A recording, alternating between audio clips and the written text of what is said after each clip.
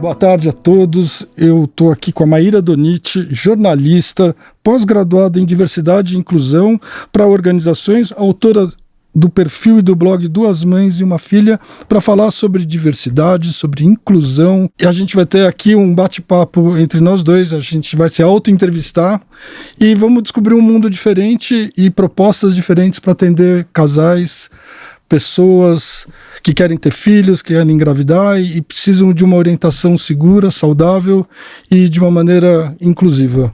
Então, Maíra, muito boa tarde. Muito boa tarde, doutor Felipe. Boa tarde para todo mundo que está assistindo a gente. É muito legal mesmo essa história da gente se entrevistar, mas realmente você tem uma grande experiência, né, todo dia na sua clínica, e eu tenho uma outra experiência desse lado aqui. Eu sou mãe contra mãe, por isso Duas Mães e uma Filha.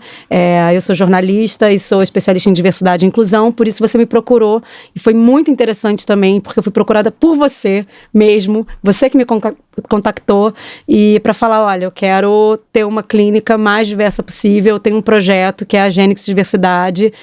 Vamos conversar? Eu falei, vamos conversar e tal. A gente falou um pouquinho, depois a gente se conheceu ao vivo, logo depois no Rio de Janeiro. No Congresso Brasileiro de Reprodução, isso. Isso aí, eu fui lá encontrar vocês, e você tinha outras pessoas da clínica também, e a gente conversou, uma consultoria em troca de vinho, né? Que foi muito legal. Muito legal, foi muito interessante, porque eu vi realmente que vocês tinham e têm genuinamente essa vontade de abrir os horizontes, porque é isso, não é só a gente oferecer, vocês oferecerem um tratamento médico, mas é oferecer um tratamento médico diferenciado, né, para incluir as pessoas em toda a sua diversidade. E a gente começou essa trajetória, a trilhar essa trajetória juntos, né, eu tentando dar uma consultoria para vocês, a gente fez uma palestra, eu fiz uma palestra, né, para vocês lá, da clínica, foi muito legal, as pessoas podendo perguntar, podendo ter um espaço seguro para poder tirar dúvidas, e a gente também traçar, então, esse caminho, para a diversidade, para a inclusão, entender que inserção não necessariamente é inclusão, e foi muito bom isso, assim, tem sido muito interessante. E aí teve uma frase que me marca até hoje, que assim, não basta convidar para festa, tem que tirar para dançar, né? Então, isso. A partir daí, e essa ideia foi uma coisa bem interessante, porque começou com a Rafaela, que é embriologista da gente, a doutora Lorena, que também é casada com uma outra menina, e elas estavam querendo ter filhos. E aí eu fiquei imaginando assim, como é que a gente pode tornar isso não só inclusivo como outros serviços estão fazendo, mas como se tornar um aliado das pessoas que nos procuram e como fazer a diferença na vida das pessoas, que eu acho que incluir as pessoas é fazer a diferença na vida delas, então é educar, é aprender, é entender esse universo, porque é um universo novo, então, e a gente tem que abrir espaço para todas as pessoas e atender todas as pessoas da melhor forma possível. E aí nasceu o projeto Gênix Diversidade, e a gente teve que procurar quem entende do assunto, porque a gente também tem que aprender a entender como esse universo funciona e como as pessoas elas gostariam de ser atendidas. E você tem uma experiência pelo fato de você passar por uma jornada de reprodução assistida. Verdade. Que é, assim, para quem está do lado de cada mesa é uma coisa muito fácil de lidar, mas para quem está do outro lado nem sempre é tão simples quanto parece. A gente conversou sobre o fato de que não é só um bebê no colo, né?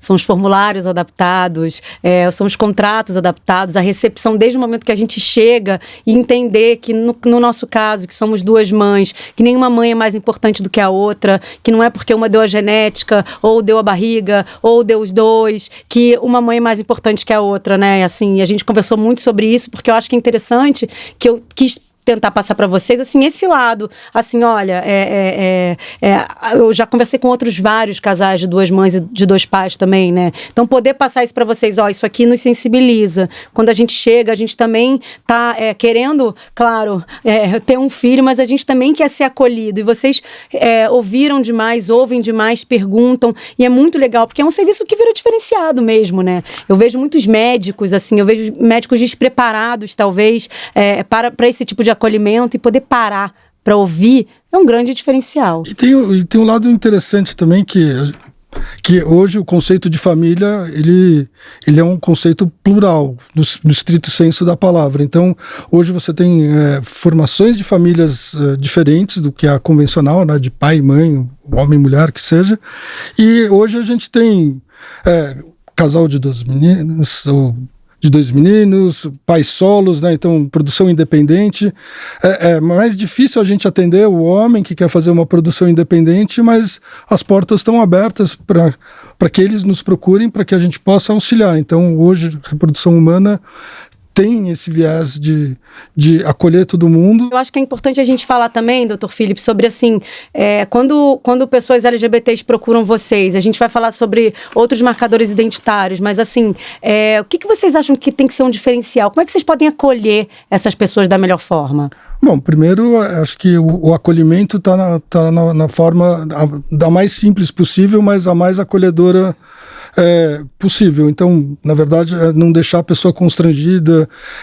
Às vezes a gente também não sabe como se dirigir à pessoa, então tem um jeito delicado de perguntar como é que você quer ser chamado, como é que você quer ser tratado, enfim, aí a gente vai descobrindo essas pessoas e a gente vai trazendo elas para o nosso lado. Então, em que sentido?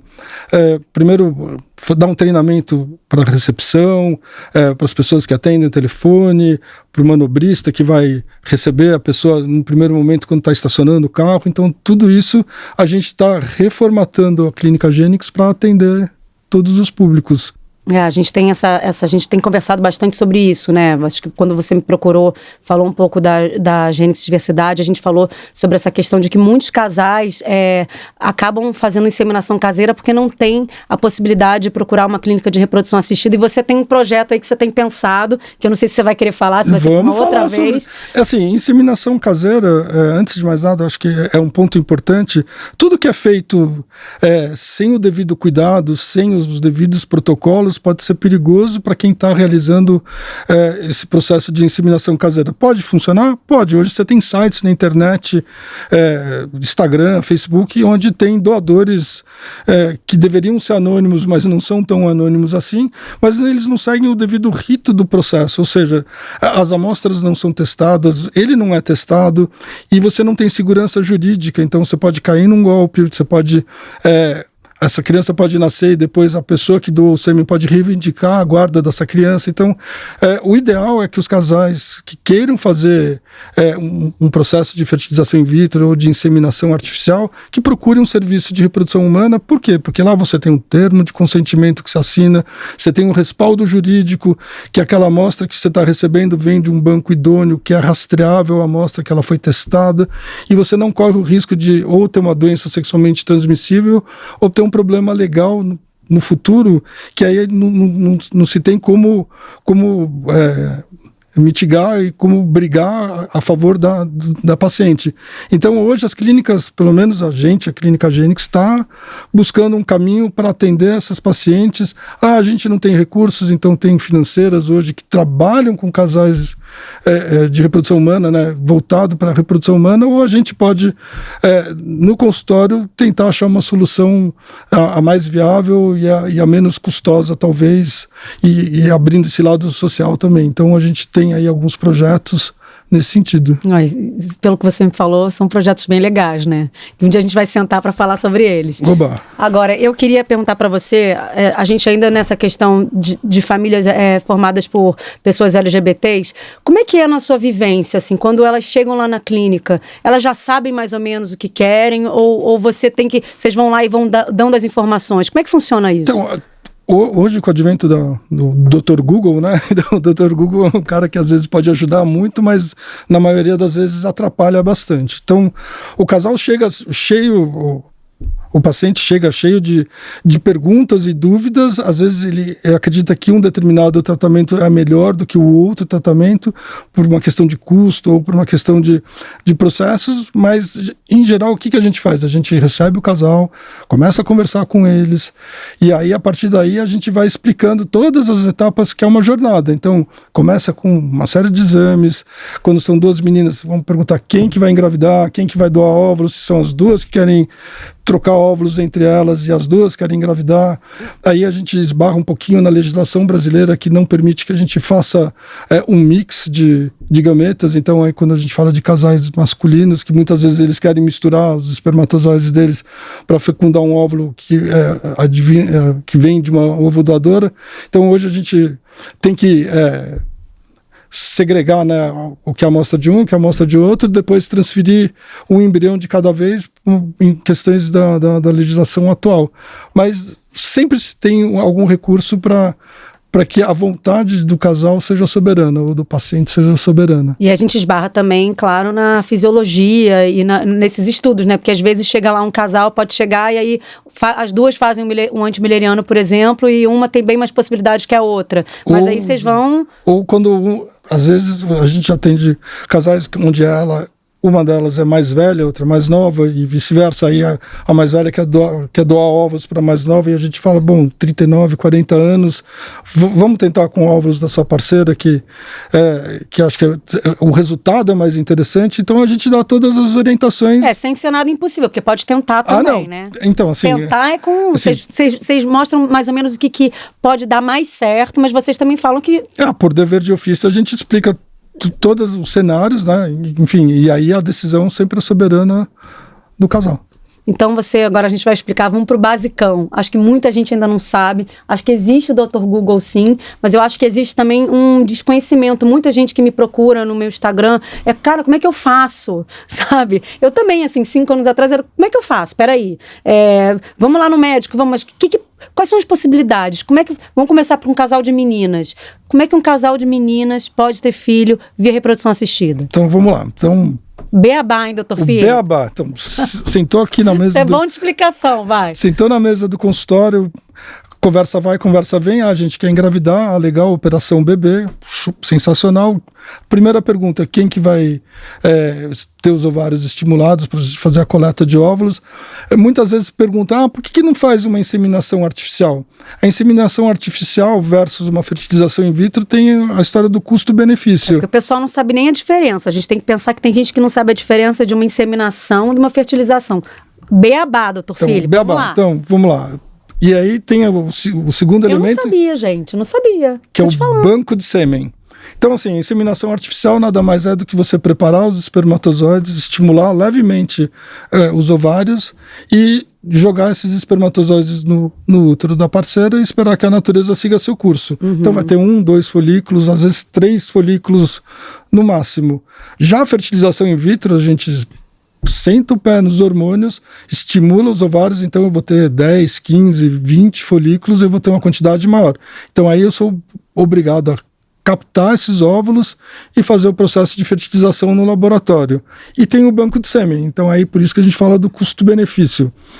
Uma amostra de sêmen hoje, ela é cara. Então, você vai buscar num banco de sêmen. Dependendo do banco, você tem mais possibilidades até do que outros, né? A gente tem essa diferença, né? Bancos brasileiros têm menos informação, bancos internacionais têm mais informação. Vocês falam isso tudo para os pacientes? Sim, a gente vai desmistificando. Mas vocês não têm uma distinção. Vocês fazem de acordo com o que as pacientes quiserem. A gente oferece as opções que existem no mercado. Então, a gente não trabalha com uma empresa só. Então, a gente trabalha com todas e fala, essa aqui é 100% nacional, aqui você consegue buscar uma amostra americana, mas eles têm amostras brasileiras também, aqui você pode trazer da Europa, enfim, de outros países, mas tem todo um custo envolvido nisso, por isso que a gente fala que quando você vai optar por um banco de sêmen, tem que lembrar que aquela amostra é descongelada e é usada uma única vez. E aí, muitas vezes, você não tem o mesmo doador para fazer uma segunda tentativa ou uma terceira. Então, às vezes, a fertilização in vitro, em termos de custo-benefício, ela é melhor. Por quê? Além do fato de você ter mais embriões gerados para aquela amostra, então se eu quiser um irmãozinho, mas lá na frente tem um embriãozinho guardado. E as taxas de sucesso. Fertilização in vitro hoje na casa de 60%, 70% de taxa de gravidez, inseminação artificial 20%. Mas aí você também... quando você fala em 60%, 70%, você já está levando em consideração a biópsia embrionária ou não? Na verdade, sim. Se uma das parceiras estiver abaixo dos 36, 35 anos, não tem indicação absoluta para fazer uma biópsia. Mas se você quer fazer uma biópsia, aí é desejo do casal, a gente quer fazer a biópsia porque a gente quer ter 100%. Você gosta de agradar os clientes, né, doutor Filho? vai no que o pessoal está querendo. Claro que você sempre mostra todo o leque de possibilidades da pessoa e o que pode dar mais certo ou não. O que eu sempre falo para os casais que a gente atende é que assim, tem o lado biólogo, então assim, o embriologista vai falar assim, ó, não tem necessidade de fazer uma biópsia. E óbvio que tem o lado empresário. Vamos ganhar dinheiro, sim, mas não a qualquer custo. Então a gente dá a opção para o casal e eles tomam a decisão deles é soberana. Então a gente sempre tem que estar orientando eles o que é melhor, o que é pior. A gente tá cheio de irmãozinho lá, dormindo, da minha filha. Tem que ela voltar para buscar, Inês. Voltar para buscar. Tem que fazer aqui, então. Aqui em São Paulo, na Gênix, inclusive. Vamos trazer eles para cá. Tá falando isso, vamos fazer o quê, doutor Filipe? Mas fazer mais um irmãozinho. A gente tem que fazer mesmo, porque o tempo tá passando, né? Ainda bem que o povo tá dormindo lá desde que eu tinha 33, ó que bom. Então, assim, tem embriõezinhos de 33 anos de idade. Tem. E, assim, agora voltando um pouquinho, assim, na escolha do doador, do genitor, como é que você encarou essa jornada? Porque agora é uma decisão. Agora deve ter sido uma decisão. Encarou. Cara, pra gente foi assim, a gente nunca pensou nessa questão genética como determinante. Então, para mim, assim, não fazia a menor diferença se o doador fosse pós-graduado ou, sei lá, gostasse de cozinhar. O que a gente queria ver era uma pessoa que tivesse o tipo sanguíneo mesmo do nosso, né? Nós duas somos O positivo, a gente buscou isso. E a gente buscou uma pessoa que não fosse, eu acho que, tão diferente fisicamente da gente, assim. E a gente... Foi isso, assim, a gente não teve tanto... Não foi uma coisa que a gente ficou pensando muito, não. A gente... sei lá, simpatizou com um, e aí tinha a possibilidade de ver as fotos, né, na vida adulta, que isso era importante pra gente, e aí foi, e aí a gente escolheu. E vocês foram atrás de um banco americano. Fomos atrás de um banco americano. Porque os bancos brasileiros, eles não... a legislação brasileira não permite que você divulgue a identidade. Isso, mas o nosso também não tem identidade, não tem divulgação de identidade. Não, nem foto, nem nada. Só as características físicas e a parte social e os hobbies, enfim. O nosso é um doador anônimo, mas tinha essa possibilidade de você ver as fotos da criança e tal, não sei o quê, que pra gente foi o que fez sentido, assim. A gente meio que sei lá, a gente não tinha muito essa questão. Tem muita gente que tem, eu quero pós-graduado, eu quero falar várias línguas. A gente não tem essa ligação, assim, genética. Isso não era uma questão pra gente, se for um doador muito inteligente, vai ajudar. Não, sabe? A gente acha que a nossa criação tem a ver com muito mais fenótipo do que genótipo, assim. E aí você tinha falado uma coisa interessante também. Mas a nossa clínica não deu... a nossa clínica, na época, 5 anos atrás, ela deu a opção desse banco. Era o único que a gente conhecia também. Entendi. Hoje você tem aí uns 3, 4 bancos no Brasil que a gente pode trabalhar e a gente dá a opção, e aí vocês vão na internet, aí sim. Isso. Faz uma busca das características do doador, e o doador que mais, né, tiver afinidade é aquele que é escolhido. Aí, eu acho que isso aí a gente faz muito. Toda a burocracia. Mas aí você tinha comentado uma outra coisa, que é o olhar de quem está em volta de vocês, que faz algumas perguntas que são... São eu adorei que você perguntou isso. Gente, doutor Filho tá demais. Mas acho que pra gente, assim, eu conto isso muito pras pessoas, assim, que eu acho que eu não estava preparada para a quantidade de perguntas que as pessoas iam fazer, e nem acho que o preconceito velado, assim, que existe até hoje. Nossa filha tem 4 anos, hoje a gente é muito mais forte, né, em relação à nossa dupla maternidade, mas assim, as pessoas viviam chamando o doador de pai, e entender que pai é uma função social. Então, assim, o doador não é pai, é um genitor, né? É uma semente que a gente usou pra gente fazer a nossa filha. E as pessoas também, muitas vezes, assim, logo que eu tava grávida, fisicamente, né? Então as pessoas vinham mais, eu botei no Instagram, aí as pessoas iam me abraçar, parabéns, mas qual é a mãe de verdade? Eu falava, não, peraí, qual a mãe de verdade? Não tô entendendo, porque a pessoa queria saber isso, assim, ela queria saber a genética. Acho que as pessoas têm essa questão da genética como uma possibilidade de legitimar os laços que a gente não tem, entende? Pra gente, a nossa filha é filha das duas e pronto. Na verdade, assim, a maternidade ou a paternidade é algo inato do ser humano. Acho que assim, é algo instintivo, é um instinto básico quase todo ser humano. Tem alguns seres humanos que não querem ter filhos, essa é uma outra história. Mas eu sempre falo brincando que quem é pai e mãe não é quem põe no mundo, é quem cria. Claro. E aí essa criação, e aí é o conceito que eu estou aprendendo, que é a nova formatação de família, são os valores e os costumes que você traz para dentro de casa e os exemplos que você vai dar para aquela criança que foi posta no mundo. Exatamente. Então, As pessoas têm essa coisa do parecer, essa obsessão com parecer, e aí elas ficam falando pra minha mulher assim, nossa, mas a sua filha, ela anda igual a você, meio que pra agradar, sabe? E na verdade, assim, são os valores que a gente transmite e como que a gente cria, que são muito mais fortes do que qualquer tipo de genética, sabe? E aí tem o lado também, acho que assim, de educação das pessoas. Talvez seja a expressão, eu tenho que te educar para você entender o que está ao meu redor, mas na verdade a gente tem que fazer esse processo de conscientização, né? Sim, com certeza. Porque às vezes são mudanças estruturais, a vida inteira foi ensinado de um jeito, a nossa sociedade, ela tem uma estrutura que é uma estrutura patriarcal, assim, a gente tem vícios sociais, então a gente também tem que reprogramar o nosso cérebro para pensar diferente. Se eu tive que fazer isso, sendo casada com uma mulher e tendo um filho com ela, imagina as pessoas que não tiveram que fazer isso. Então a gente também tem que, claro, eu acho que existe um limite, eu sempre falo isso, acho que existe um limite entre a indiscrição, né, o preconceito em si, a curiosidade. Então a gente também, hoje a gente sabe pensar se uma pessoa está sendo curiosa, se ela está sendo invasiva, então a gente também... Mas eu sei que a gente também tem que ensinar, né? A gente tem que ensinar como é que é, muitas vezes. Eu falo para as pessoas que, assim, a melhor forma de aprendizado é a convivência, né? Eu vejo que a minha filha, por exemplo, na turminha dela, sendo uma filha de 2 mães, e você vê que as crianças em si, elas não têm o preconceito. Porque o preconceito está nos adultos, sabe? Isso é muito determinante pra gente. E o preconceito vem também de dentro de casa, né? Sim, com certeza. E a criança é uma esponjinha... das coisas que ela convive e vive. Agora, você sabe que essa história da maternidade inata, sabe que eu odiei ficar grávida, né?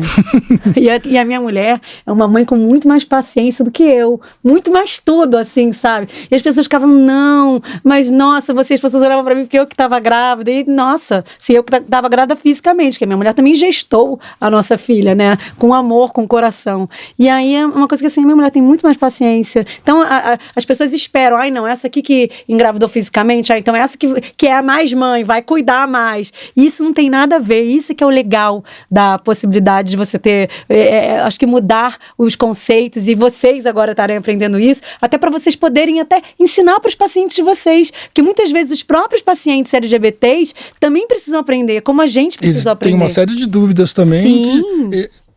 Como a gente ainda não aprendeu não a lidar com a situação, mas entender melhor a situação e os valores que vêm junto com... eu quero engravidar, mas assim, eu sou casado com uma outra menina, são 2 meninos, e aí os 2 meninos é ainda mais complicado porque você tem que ter uma sessão temporária de útero. Então vamos chegar nisso, vai lá. E uma ovodoadora também no meio do caminho. Explica como é que 2 meninos no Brasil podem ter filhos via reprodução assistida. Então, eles chegam na clínica também, a gente quer engravidar, então a gente tem 3 coisas que a gente tem que ver: os exames, quem que vai ser o doador, se ambos querem ser os doadores. Aí a gente precisa de um útero, eu preciso da sessão temporária de útero, que tem que ser um parente até 4º grau, e uma doadora de óvulos, que é anônima. Então eu preciso de um óvulo, de um espermatozoide e de um útero. Então isso... gente, né? Isso, é gente. É gente. E às vezes é mais complicado essa parte da sessão temporária de útero, porque você precisa ter um parente próximo que esteja disposto a engravidar. É a mesma história do por que hoje no Brasil se pede um parente próximo? É a mesma história da inseminação caseira, por uma questão de segurança jurídica, para que você possa acompanhar e não ter nenhum desvio de coisas no meio do caminho, como uma pessoa que engravidou e deu à luz querer ficar com a criança. Então, por isso que se pede para que seja um parente... E ter esse respaldo legal, né? E vocês hoje, você acha que, assim, nos últimos, 5 anos, aumentou o número de casais de homens procurando por vocês? Está aumentando. E, assim, a gente está tendo bastante sucesso também. A gente teve agora um casal que engravidou de gêmeos. Então, os gêmeos nasceram, e eles estão felizes da vida, inclusive mandaram já o convitinho para a gente ir no batizado deles, só que eles estão lá em Mato Grosso, então um pouquinho longe para ir, mas foi uma experiência muito legal, muito gratificante. E você vê que, assim, para quem está de fora e que tinha uma certa... não entendo como é que vai ser a vida dessa criança, você vê que é aquilo que a gente estava falando aqui, assim... São duas pessoas com uma bagagem cultural que estão dando uma educação, amor, carinho. É importante vocês estarem olhando para esse ponto da diversidade, para as pessoas poderem aprender também, né? E poder... Não, mas espera aí. Porque isso não faz parte, né? O atendimento, ele tem que ser importante e inclusivo para todos, né? E a gente não fala só de casais também, né? A gente fala de mulheres que vão lá, homens que vão lá. Produção independente. Produção independente. A gente pode falar de casais que um ou os dois são pessoas trans, não é mesmo? E também querem engravidar. Que é uma coisa que, assim, eu não tenho ainda a devida experiência, mas estamos aprendendo, estamos estudando para poder atender esses casais trans, né? Então, assim, e tem toda uma parte hormonal também que é importante, porque muitas vezes eles fazem uso de hormônios para fazer o processo de transição, enfim. Então, tudo isso tem que ser levado em consideração e você precisa de um médico que tem um conhecimento de endocrinologia, ou a gente mesmo aprender como lidar com a situação sem ser invasivo demais, sem... óbvio que a curiosidade sempre vai existir, mas quando ela é saudável, a gente acaba aprendendo, a gente acaba trocando experiências que podem ser usadas para um futuro e desenvolver toda uma trajetória nesse sentido. Casais, mãe solo, pai solo. Pai, a gente só teve uma pessoa que veio nos procurar e ainda ele estava meio em cima do muro, criando coragem para ver se ia para frente com o projeto de vida dele ou não, que ele queria ser pai, não queria ser casado com ninguém e queria ter ele e uma criança, ponto. Então, mas ainda não foi para frente. O casal de meninas, a gente tem uma procura bastante, bem grande. Né? Eu vejo cada vez mais famílias de duas mães, ainda bem. Eu acho que isso faz com que, né, se multipliquem filhos de duas mães por aí. Eu acho que isso faz com que a sociedade também aceite mais, porque tem essa questão da representatividade. Eu sempre vou falar isso, sabe, Dr. Felipe? Por isso que eu fico muito feliz de até estar aqui com você conversando sobre isso. Eu acho que o melhor ensinamento do mundo é a convivência. Eu acho que a primeira vez que a gente se conheceu, que a gente ficou horas conversando. E você me dando broncas, né? Não, e eu explicando as minhas dores também. Você tem que entender, assim, aí, e você vê que agora você me fez essa pergunta porque você ficou com isso pra você, sabe? Sobre as questões que a gente passa, como um casal de duas mulheres, como um casal de duas mães, o despreparo das instituições. A gente falou muito sobre isso no treinamento, né? Sim, com certeza. O despreparo das instituições, porque é isso, assim, a gente entende que tá novo, mas a gente também entende que as instituições e as empresas têm que fazer o que vocês estão fazendo, ir atrás de informação, porque eu sempre falo, né, a questão da diversidade e inclusão, que você tem a inserção. O que é a inserção? Inserção é eu estar lá numa clínica de reprodução assistida, num médico, num hotel, em qualquer lugar, como qualquer outra pessoa, porque eu tenho a possibilidade, né, o privilégio de poder pagar. Mas, assim, muitas vezes, com um formulário que não diz respeito a duas mães, ou sei lá, uma sandália que eles colocam lá, 42, uma 37, poxa, pergunta quanto que a gente calça. Então, assim, eu vejo que isso é inserção, mas não é inclusão. A inclusão é quando o mundo se adapta, né, o universo se adapta, a empresa se adapta, os profissionais se adaptam para incluir. E a gente fala também não só de LGBTs, a gente fala também de pessoas com deficiência, né? Queria que você falasse um pouquinho sobre a sua experiência da trajetória de pessoas com deficiência na clínica. Então, vamos lá, eu tenho duas... Sem entrar no oncológico, que depois a gente vai entrar, porque eu te conheço. Vamos lá, eu tenho duas histórias muito legais de casais cadeirantes, né? Então, um casal, acho que no segundo ou terceiro ano que a clínica estava aberta, ela chegou pra gente e falou assim, eu vou engravidar e você vai me ajudar. Sim, já certeira, tiro certo. Foi pra você isso que ela falou? Isso, e aí que ela começou a contar a história, meu marido trabalhava em torres de alta tensão, sofreu um acidente, ficou tetraplégico. Tá bom, a gente consultei os universitários, fizemos um esquema, colhemos os óvulos dela, colhemos os espermatozoides dela, um embrião, e a Vitória está aí para contar a história. E teve um outro casal que também... A Vitória tem quantos anos hoje? Deve estar com 10. Olha. E feliz da vida. E tem uma foto dele andando de cadeira de roda, segurando a mãozinha dela, e ela segurando a mão dela. E assim, uma foto que assim me marca até hoje. Esse foi um casal, e tem um outro casal de uma outra cidadezinha do interior que ela tentou várias vezes com óvulos dela, não conseguiu. Aí a gente fez um programa de ovo doação, colhemos sêmen do marido e gêmeos. Ele fala todo orgulhoso, eu adoro. Na verdade, assim... E a Vitória tá aí pra contar a história. E a Vitória tá aí pra contar a história. Mas é ajudar as pessoas. Sem a reprodução assistida, a nossa filha também assim, tanto é que tinha um jornalista à época, que era o Jairo Marques, escreveu uma coluna na Folha de São Paulo muito legal sobre essa história. E na verdade, assim, a gente queria fazer um projeto para trazer os cadeirantes. Porque o cadeirante é produtivo, ele só não tem acessibilidade aos outros lugares por uma questão arquitetônica da cidade de São Paulo, mas são ativos, trabalham, têm renda. E essa é a inclusão, né? E são casados. Isso aí, enfim. A tratar todo mundo com a mesma possibilidade, né? As pessoas colocam as pessoas com deficiência num outro lugar e não tem que colocar. E assim, e talvez fosse interessante também falar que não só a Gênix, mas outros serviços estão abertos aos cadeirantes, então procurem um serviço de reprodução humana se o desejo de vocês é engravidar. Então acho que isso é muito importante. Se não conseguirem pelos meios tradicionais, né? Isso aí. É mais difícil, mas não impossível. Tem homens com lesão raquimedular que conseguem ter uma relação sexual, e tem alguns acidentes raquimedulares que você precisa de uma ajuda, de um empurrãozinho, ou por eletroestimulação, ou pelo método do PESA, que você vai lá e funciona o espermatozoide do epidídimo. Então, hoje você tem jeitos e jeitos.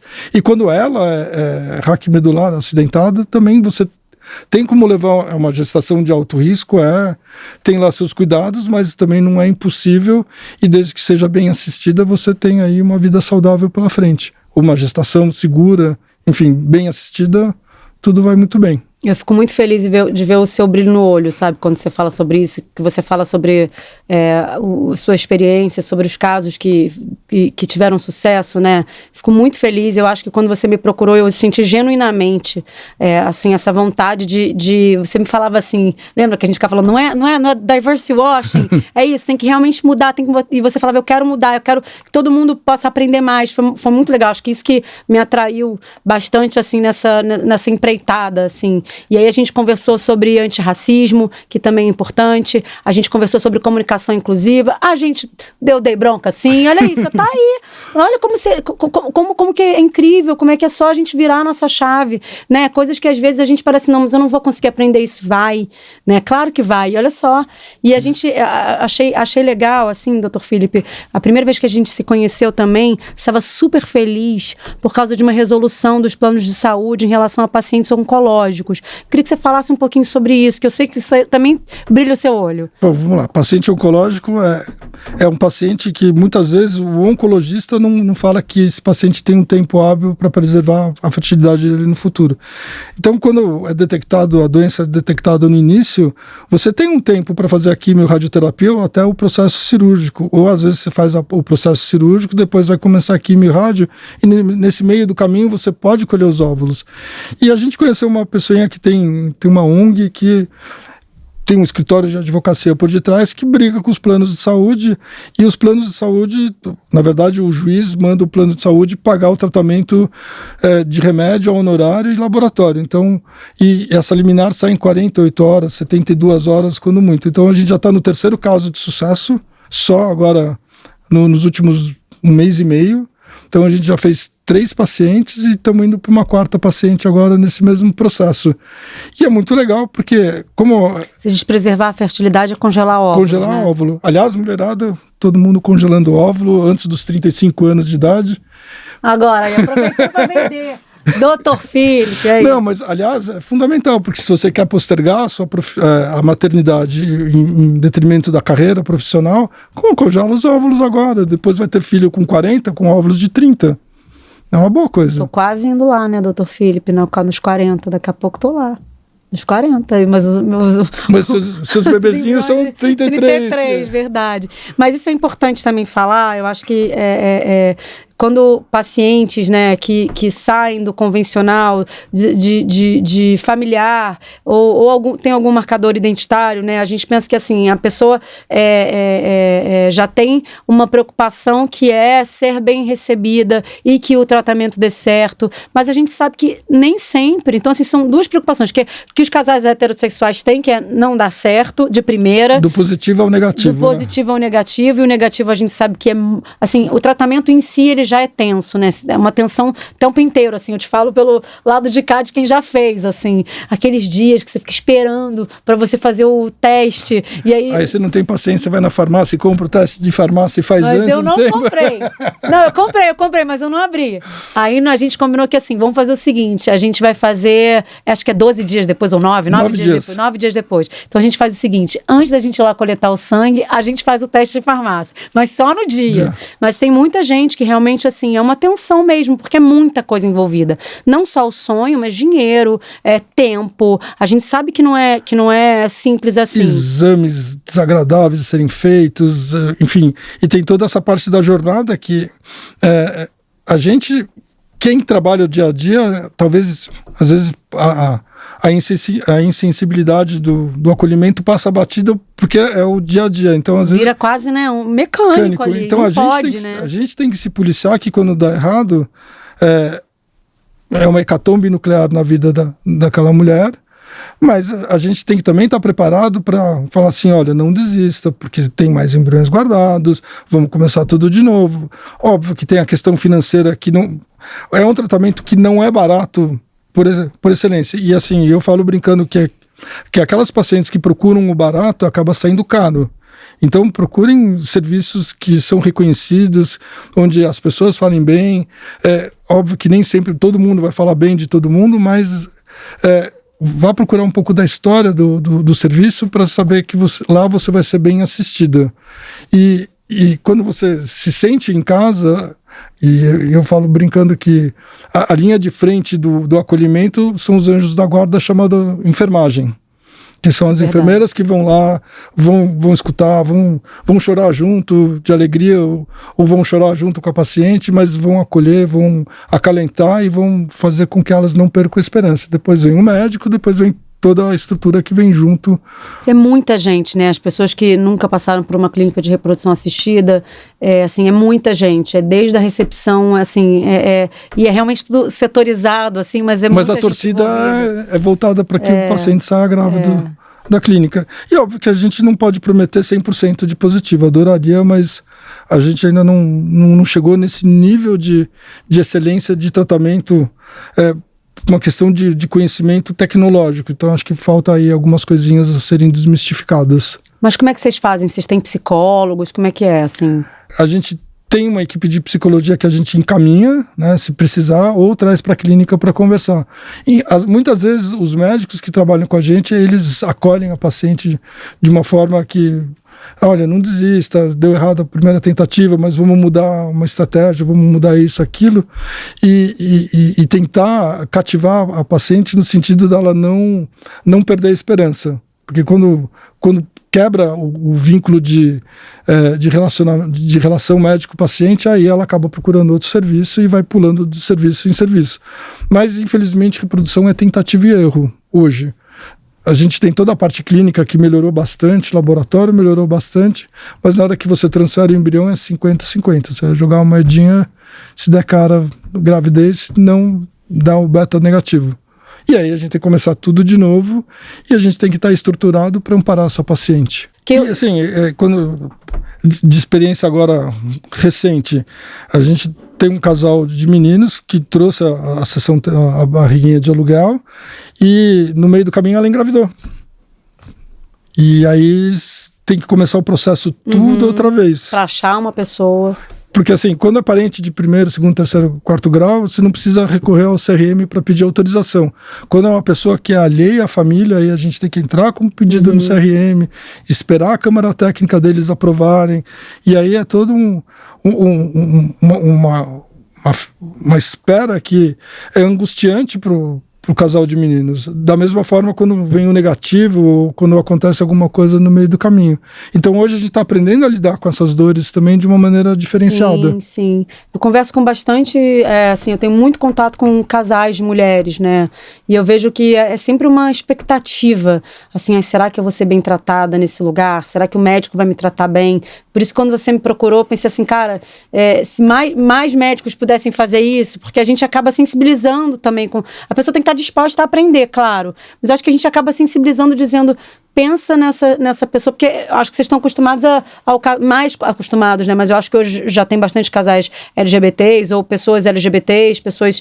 mas assim, vocês estão acostumados a quem vai lá e já está numa situação mais difícil de tentar engravidar sexualmente, né? Naturalmente, e aí procura vocês. E aí tem os casais LGBTs que não têm essa possibilidade. Eles precisam do empurrãozinho da ciência. Precisa do empurrãozinho da ciência, mas a pessoa já vai mais acuada, porque já ouviu, a porta já bateu muitas vezes, a pessoa tem medo de ouvir alguma coisa. Então, vocês estarem se preparando para isso, para criar um ambiente mais, inclusive, mais acolhedor, nossa, é muito gratificante.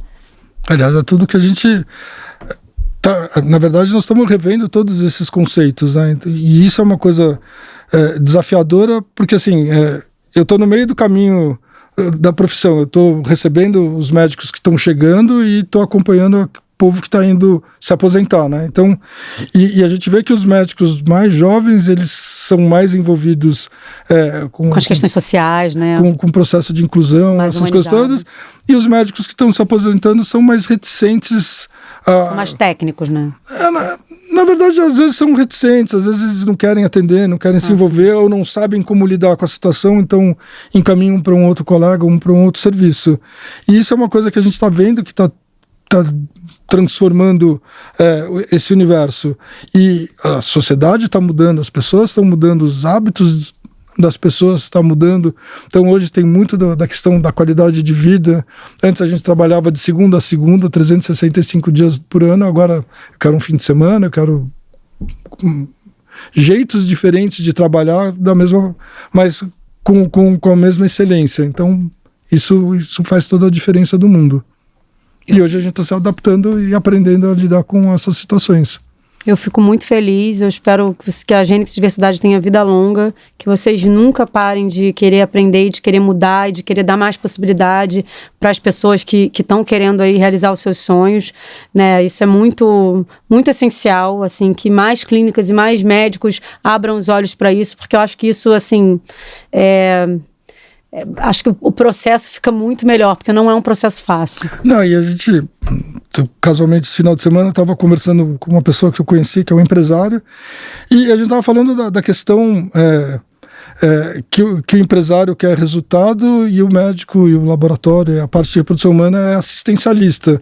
Então todo mundo que é assistencialista quer fazer o processo e a gente acaba chorando junto com o paciente, ou às vezes acaba dando descontos que não deveria, então os empresários ficam bravos com a gente e a gente tem que chegar numa equação nesse sentido. E é possível você lidar com pacientes que têm grande poder aquisitivo e pacientes que nem têm tanto poder aquisitivo ou têm uma renda familiar de até X mil reais. E a gente... a ideia da Gênix Diversidade bateu na porta, está atendendo todo mundo. E nesse sentido, e a gente achar uma solução que seja boa para quem está batendo na nossa porta, e óbvio que a gente não pode trabalhar de graça porque o processo é muito caro. Então toda a infraestrutura, tem legislação que manda a gente contratar gente, fazer coisas diferentes, os processos de qualidade são muito chatos, mas a gente tem que fazer, e isso tem um custo, e esse custo é passado para o paciente. Além das coisas serem todas importadas, tem o nível técnico, as pessoas, tem os recursos humanos, sim. Mas a gente está chegando numa equação que a gente pode atender tanto o público AA quanto o público CD. Isso vai ser bem bacana. E a gente está conseguindo, a gente está andando, às vezes patina daqui, patina dali, muitas vezes o casal fica assustado com o número de prestaçõezinhas de um financiamento, mas se é um sonho, não desista, vá atrás, porque vai dar certo. Pelo menos é isso que a gente espera. Olha o olho brilhando de novo. Isso aí, foi muito bom conversar com você, muito. É sempre bom a gente falar sobre reprodução assistida, olhar para a diversidade familiar, olhar para o acolhimento, para a inclusão, e a gente sabe que não é da noite para o dia, né? Você vê, tem o letramento de vocês, as perguntas, e depois a gente volta e a gente conversa de novo, mas essa vontade já é um grande diferencial. E a gente já deu o pontapé de partida, pelo menos isso já está andando, e espero contar bastante ainda com você. Muito bom. Consultorias em troca de vinhos. Olha lá, sabia! Não, mas é isso aí, gente. Foi muito legal ter aqui a Maíra do Nietzsche. Muito obrigado. Dr. Philip Wolff. Esse cara é bom. E é isso aí.